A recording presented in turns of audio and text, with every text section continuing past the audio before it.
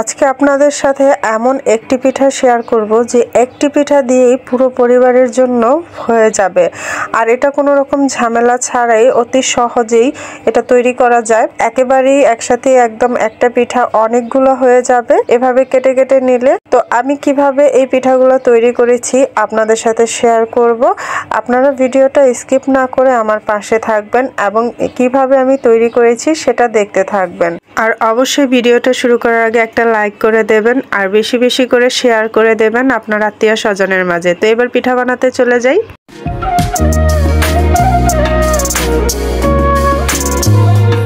আসসালামু আলাইকুম বন্ধুরা, আবার ওয়েলকাম জানাচ্ছি নতুন একটা ভিডিও দেখার জন্য। আজকের এই পিঠা রেসিপিটা তৈরি করার জন্য আমি এখানে প্রথমে গরম পানি বসিয়ে দিয়েছি। এই গরম পানির মধ্যে কিছুটা লবণ এবং চিনি দিয়ে দিয়েছি। 1 কাপের 3 ভাগের 1 ভাগ চিনি দিয়েছি। এরপর আমি এখানে 2 কাপ চালের গুঁড়ি দিয়ে দেব। 2 কাপ চালের গুঁড়ি দিয়ে আজকে এই পিঠাটা তৈরি করব। তো এই চালের গুঁড়িটাকে সেদ্ধ হওয়ার জন্য আমি এখানে প্রায় 5 মিনিটের মতো ঢাকা দিয়ে রেখে দেব। এতে করে সিদ্ধ হয়ে যাবে। আর মাঝখানে একটু ফাঁকা ফাঁকা করে দিচ্ছি যাতে ভালো করে সিদ্ধ হয়ে যায়। এর মধ্যে আমি কি 1 মুঠো নারকেলও দিয়ে দিয়েছি। দিয়ে এটাকে 5 মিনিটের জন্য ভালো করে বলক আনিয়ে নেব। আর নারকেলটা দিয়েছি, এই পিঠাটা খেতে ভালো লাগবে। গুড়ির যে গুলাটা করব এটাও কিন্তু খেতে ভীষণ ভালো লাগবে, একটু মিষ্টি মিষ্টি নারকেলও থাকবে। আমার কিন্তু এই চালের গুঁড়ির ডোটা তৈরি প্রায় সেদ্ধ হয়ে গেছে। তো এটাকে এখন আমি ভালো করে হাতে মথে নেব। গরম একদম অনেক গরম অবস্থায় হাতে মথতে যাবেন না, তাহলে কিন্তু হাতে ঠোসা পড়ে যাবে। তো হালকা একটু ঠান্ডা হয়ে আসলে আমি এটাকে ভালো করে মথে নেব। তো এটাকে যত বেশি মথবেন পিঠাটা তত বেশি স্মুথ সফট হবে। তো এটাকে মাথা হয়ে গেছে, আমি এটা এখন এক সাইডে রেখে দেব ঢাকা দিয়ে। আমি পরবর্তী পিঠার ভিতরের পুরটা তৈরি করে নেব। আর পিঠার ভিতরের পুরটা তৈরি করার জন্য এখানে আমি কড়াইতে কিছুটা তেল দিয়েছি। এখানে 2টা এলাচ আর 1 টুকরো দারচিনিকে 2 টুকরো করে দিয়ে দিয়েছি। বেশ কোনো মশলা লাগবে না, এই 2টা মশলা দিয়ে যথেষ্ট। আর এখানে আমি আগের দিন রাতে ডাল, এটা ছোলার ডাল আমি বেটে রেখে দিয়েছিলাম ফ্রিজে। তো এটা এখন নামিয়ে নিয়েছি। আপনাদের এটা দেখানো হয় না, সেদ্ধ করে আমি বেটে নিয়েছি। আপনারাও সেদ্ধ করে এটাকে বেটে নেবেন বা ব্লেন্ডার করে নেবেন। এবার গরম তেলের মধ্যে আমি ডাল বাটাগুলো দিয়ে দিলাম। এটা কিন্তু হালুয়া বানায়, সেম ওরকম করেই করব, ধরতে পারেন এটা হালুয়া। তো এর মধ্যে আমি কিন্তু নারকেল দিয়ে দেব কিছুটা, পরে যদি লাগে আমি আরও দিয়ে দেব। তো এর মধ্যে আমি 1/2 কাপ চিনি দিয়ে দিচ্ছি। এখানে 1 কাপের মতো ডাল হবে, আমি 1/2 কাপ চিনি দিয়ে দিচ্ছি আর সাথে লবণ দিয়েছি। আর লবণের পরিমাণটা আমি একটু বেশি দেই, মিষ্টিটা যাতে বেশি বেশি হয়। আপনারা চাইলে স্কিপ করতে পারেন বা কম দিতে পারেন। আর চিনি দেওয়ার সাথে সাথেই কিন্তু এটা একদম পানি ছেড়ে দেবে, মানে নরম হয়ে যাবে। এতে করে ডালটা ভালো করে কিন্তু রান্না করার সুযোগ পাওয়া যাবে। তো সুন্দর করে ডালটা ভালো করে রান্না করে নিচ্ছি, মানে এটা হালুয়া ধরতে পারেন। তো এর মধ্যে আমি আরও কিছুটা নারকেল মিশিয়ে দিয়েছি। নারকেলটা দাঁতে পড়লে কিন্তু খেতে ভীষণ ভালো লাগে, আর হালুয়াতে নারকেল তো খুবই খুবই ভালো লাগে। তো আমার এটা কিন্তু প্রায় হয়ে গেছে। আমি এটাকে এরকম অবস্থায় নামিয়ে নেব, কারণ ঠান্ডা হলে এটা আর একটু শক্ত হয়ে আসবে। তো আমি এটা এরকমই নামাবো, এর চেয়ে বেশি শক্ত করব না। তো আমি এটাকে নামিয়ে নিচ্ছি। তো এখন আমি পরবর্তী স্টেপে চলে যাচ্ছি। এখন আমি এই গুলাটাকে ভালো করে মথে নিচ্ছি। এটাকে আমি 3টা ভাগে ভাগ করে নেব, যেহেতু এটা লেয়ার জাতীয় পিঠাটা হবে। তো আমি এটাকে একটু ভালো করে বেলুন পিঁড়িতে মথে নিচ্ছি। বেলুন পিঁড়িতে মথে নেওয়ার পর এটাকে আমি 3 ভাগে ভাগ করে নেব। আপনারা চাইলে 2 ভাগ করতে পারেন, চাইলে 4 ভাগ করতে পারেন, আপনাদের ইচ্ছা মতো। তো একটাকে আমি ভালো করে এখন একটু ভালো করে মথে গোল করে নেব, হালকা একটু রুটি বেলার জন্য। আর একটা কলা পাতা নিয়ে নিয়েছি, এর মধ্যে একটু তেল দিয়ে ভালো করে হাতে মাখিয়ে নিচ্ছি, যাতে করে ডোটা পিঁড়িতে না লেগে যায়। যেহেতু একটু আঠালো করে করেছি, তো এটা এরকমই করতে হবে। পরবর্তী এটাকে ভাপ দিব। তো এইভাবে করে আমি একটু লম্বাটে আমি একটা রুটি তৈরি করে নেব। আর রুটিটা কিন্তু বেশি পাতলা হবে না আর অনেক বেশি ভারীও হবে না, মিডিয়াম ভারী হবে। তো আমি যেই পাত্রে সেট করব ওই পাত্রের তলা অনুযায়ী একটা কলা পাতা কেটে নিয়েছি, আর কলা পাতার থেকে সাইডগুলো একটু বাড়তি রাখবো, যাতে সাইড দিয়ে যে আমরা হালুয়ার পুরটা তৈরি করেছি, মানে পিঠার ভিতরের পুরটা তৈরি করেছি, ওটা যাতে বেরিয়ে না যায়। আর কলা পাতাটা আমি নিচে দিয়ে দিয়েছি, এতে করে উঠাতে সুবিধা হবে, লেগে যাবে না। তো আমি এভাবে করে কিন্তু হাতে চেপে চেপে চেপে চেপে কোনাগুলো ঠিক করে দিচ্ছি, এতে করে কোনাটা ভালো করে সেট হয়ে যাবে। আর সাইড দিয়ে একটু বাড়তি আছে, এতে করে যখন আমরা পুরটা ভিতরে দেব বের হয়ে যাবে না, কোনো পাশ দিয়ে দেখা যাবে না। এবার আমি হালুয়াটা এখানে 2 ভাগের 1 ভাগ দিয়ে দিচ্ছি। এখানে 2টা লেয়ার হবে, তা আমি এখানে অর্ধেকটা দিয়ে এখন আমি ভালো করে সেট করে দেব। ভালো করে এটাকে সেট করে দিয়ে আমি এর উপরে আরও একটা রুটি দেব পরে। তো আমি আগে হাতে এটাকে ভালো করে সেট করে নিচ্ছি। চারিপাশটা সুন্দর করে কিন্তু সেট করে নিতে হবে। পুরের ভিতরে যে মশলাগুলো আছে ওগুলো কিন্তু তুলে তুলে ফেলে দেবেন, ওগুলা মুখে লাগলে খেতে একদম ভালো লাগবে না।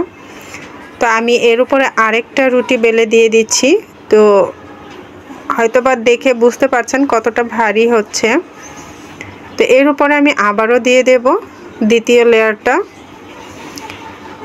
সাইডের অংশটা একটু বাড়তি রাখার চেষ্টা করবেন, এতে করে ভিতরের যে পুরটা আছে বাইরে দেখা যাবে না, সাইডগুলো দিয়ে দেখা যাবে না, বা বেরিয়ে আসার সম্ভাবনাও থাকবে না। এবার এটাকেও আমি হাতে একটু সামান্য তেল লাগিয়ে প্রেস করে দিচ্ছি, যেহেতু একটু আঠালো হাতে লেগে আসছে। তো একটু তেল বা পানি দিয়ে কিন্তু আপনার সেট করে দেবেন। দেখুন 2টা মশলা দিয়েছিলাম, 2টাই উঠিয়ে নিয়েছি। আমি এলাচ দারচিনিও কিন্তু উঠিয়ে নিয়েছি, অবশ্যই এগুলো উঠিয়ে নেবেন। তো এবার সাইডগুলোকে একটু মুড়ে মুড়ে উপরের লাস্ট রুটিটা আমি দিয়ে দেব, একদম সেট করে দেব। তো এটা একটু ছোট সাইজের করেছি, এটা চারিপাশে শুধু হাত দিয়ে চেপে চেপে চেপে চেপে লাগিয়ে দেব। আপনারা দেখে নিশ্চয়ই বুঝতে পারছেন কিভাবে এটা লাগিয়ে দেওয়া হচ্ছে। তো আমার কিন্তু এটা সেট করা হয়ে গেছে। আর উপরে আমি আবারও কিছুটা নারকেল দিয়ে দিচ্ছি দেখার সৌন্দর্যের জন্য, দিয়ে একটু হাতে চেপে চেপে লাগিয়ে দিলাম। এবার এর উপরে আরেকটা কলাপাতা দিয়ে এটাকে আমি বের করে নেব।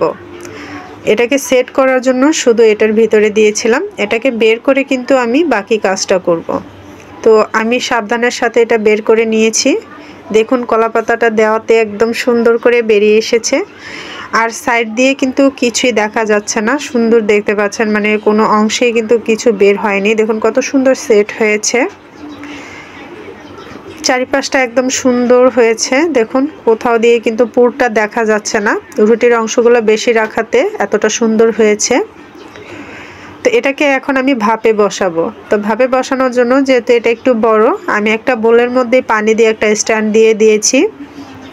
এখন আমি এটাকে এটার মধ্যে বসিয়ে পিঠাটা বসিয়ে আমি এটাকে ভাপিয়ে নেব প্রায় 15 থেকে 20 মিনিটের জন্য। কারণ এটা যেহেতু অনেক বড়, তো একটু ভাপ হতে সময় লাগবে। আপনারা চাইলে 30 মিনিটও রাখতে পারেন, এতে করে কোনো সন্দেহ থাকবে না ভিতরটা হলো কিনা। তো আমি 20-25 মিনিটের মতোই রেখে দিয়েছিলাম। তো একদম এটা পারফেক্টভাবে হয়ে গেছে।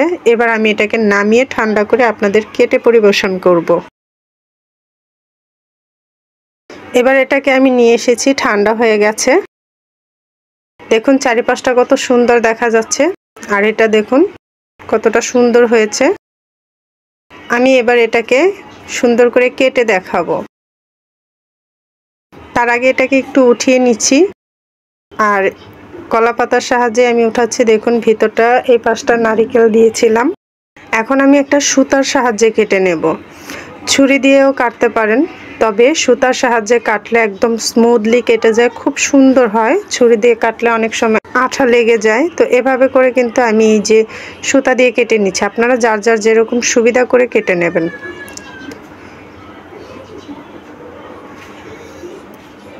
তো আমি যতটুক সাইজ রাখবো ততটুক সাইজে আমি কেটে নিচ্ছি।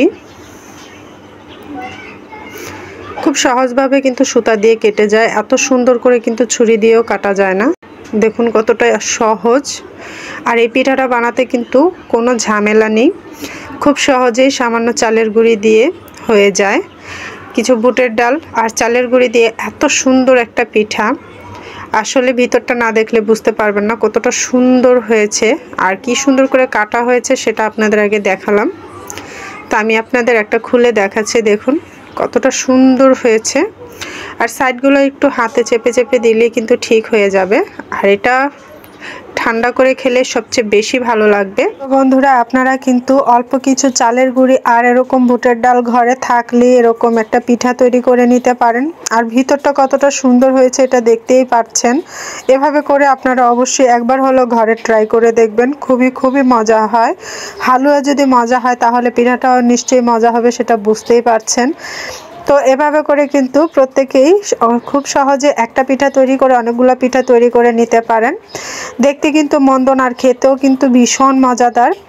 আপনারা যে কোনো অনুষ্ঠান বা মেহমান আপ্যায়ন বা শীতের পিঠা হিসেবেও কিন্তু এটা ব্যবহার করতে পারেন। আর এটা কিন্তু অবশ্যই শবে বরাত স্পেশাল হিসেবে রাখতে পারেন। তো আজকের এই পিঠাটা কেমন লেগেছে অবশ্যই আপনারা জানাতে ভুলবেন না।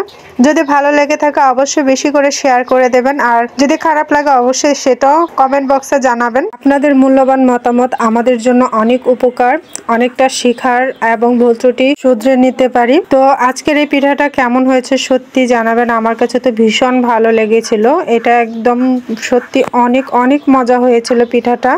আমার মেয়ে তো একদম সবগুলো পিঠা প্রায় বলছিল যে ও একাই খাবে। আমরা তো এক পিস করে খেয়েছিলাম, বাদ বাকিগুলো ফ্রিজে রেখেছি ঠান্ডা করে খাওয়ার জন্য, নর্মাল ফ্রিজে। এটা ঠান্ডা হলে আরো বেশি ভালো লাগবে। আর এটা কিন্তু স্পেশাল পিঠা হিসেবে তৈরি করতে পারেন। শীতের পিঠা, শীতের দিন হলে এটাকে আর ফ্রিজে রাখতে হবে না, এমনিতেই ঠান্ডা হয়ে যাবে।